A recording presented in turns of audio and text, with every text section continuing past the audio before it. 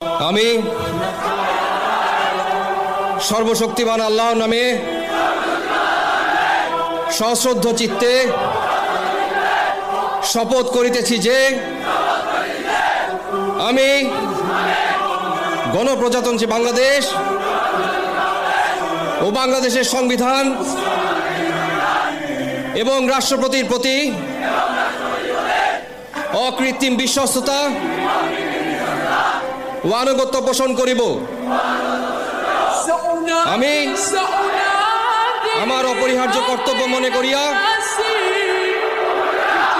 আমার উপর ন্যস্ত বাংলাদেশ সেনাবাহিনীর কর্তব্য আমি সততা ও বিশ্বস্ততার সহিত পালন করিব এবং আমার প্রতি জল, স্থল ও আকাশ পথে